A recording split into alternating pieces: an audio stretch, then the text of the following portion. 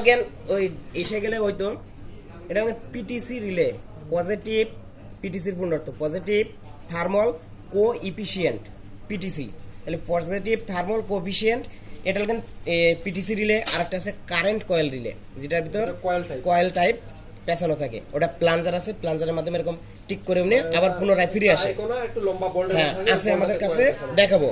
সর্বপ্রথম ওইটা লাগেন এরকম ঝাঁকা দিলে ভিতরে শব্দ করবে যেটা coil type current coil relay ওই রকম শব্দ করবে এবং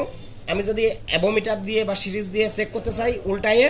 আমার লাইন পাবে যদি এইভাবে রেখে দিই ডিসকানেক্ট হয়ে যাবে এরকম করে আমার দেখতে হবে আর পিটিসি রিলেগুলা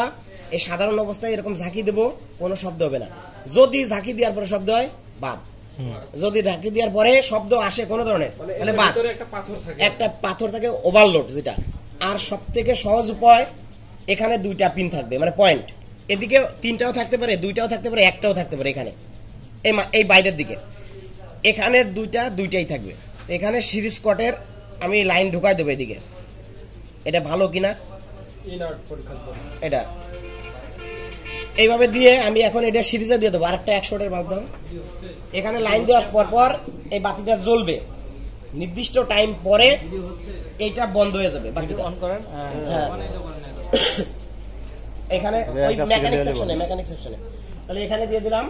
আমি দিই এখানে এই যে বাতিটা জ্বলতেছে একটা সময় পরে যেহেতু ওয়াট কম তো আমরা 746 ওয়াট ওখানে লোডে দিই সেকেন্ডের ভিতরে হয়ে যায় আর একটা 100 ওয়াটের বাল্ব দিলেই তাহলে দেখতে পারবো তাহলে একটু সময়ের মধ্যে বন্ধ হয়ে যাবে বন্ধ হয়ে যাওয়ার পর আবার এটা উঠায় আবার যদি দেই আর অন হবে না এর 2 থেকে 3 মিনিট পরে হিটটা ছাড়তে হবে তারপরে অন হবে ফ্রিজে লাগাইলেও সেম ভাবেই কাজ করবে 700 ডিগ্রি সেলসিয়াস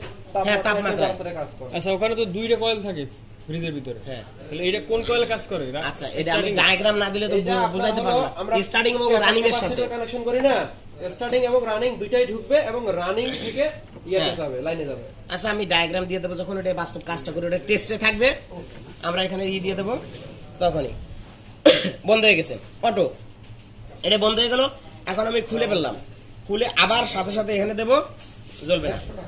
ঠিক ফ্রিজেও এই প্রোটেকশনটা দেয়া থাকবে একবার স্টার্ট হইলো কারেন্ট চলে গেল কারেন্ট সাথে সাথে চলে আসবে লোড নিতে যায় আর লোড নিবে না এইটাই হলো কি ইনভার্টার সিস্টেম আমার জানা মতে আমি এতগুলো ব্রিজের কাজ করছি কিন্তু এখনো ওই ভিতরে দেখি নাই যে ইনভার্টার ঢুকাই দিছে লো ভোল্টেজে মোটরটা চালাইছে আর হলো কি এই প্রোটেকশনটা দিয়ে দিছে রিলে ওভারলোডটা ভালো দিছে কথাটা বুঝতে পারছেন তাতে ওইটা লো ভোল্টেজে চালাইলে কি হয় ইনভার্টার দিয়ে লো ভোল্টেজেও চালানো যায় যেখানে 220 ভোল্ট থাকে সেখানে দেখা গেল 180-90 ভোল্টেও চালাই দিছে এরকম এই হলো সিস্টেমটা করছে দেখেন যে কয়বার এটা ঠান্ডা না হওয়া পর্যন্ত এটা অন হবে না তাহলে এখানে যদি একটু বসে মাঝে দিয়ে এখানে আটতে ধরে দেখেন ঠান্ডা এই গরম আছে আর ওভারলোড কোনো কিছুই না এখানে আর এখানে ধরলেই লাইন পাবে ওভারলোডটা এখানে ধরলেই লাইন পাবে আমরা যদি দেখি এটা ওভারলোডের কাজ কি ওই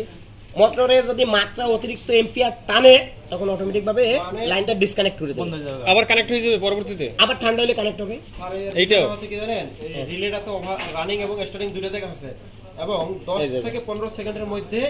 আপনার স্টার্টিং কয়েলটাকে ছাড়ে দিবে যদি স্টার্টিং কয়েলটাকে না ছাড়ে দেয় সমপরিমাণ মোটর পুড়ে থাকে তাহলে এক মানে এটার সাথে সাথে ওভারলোড টিপ করে দিবে এই ওভারলোডটা আবার গোলও পাওয়া যায় তাহলে এখানে দেখেন এই যে এখানে মোটামুটি গেছে কোনো মতে একটু জ্বলতে পারে আবার সাথে সাথে বন্ধ হয়ে যাবে ঠান্ডাও না মানে আগ পর্যন্ত ঠান্ডা না হওয়ার আগ পর্যন্ত ও লাইন দিবে না মানে এটা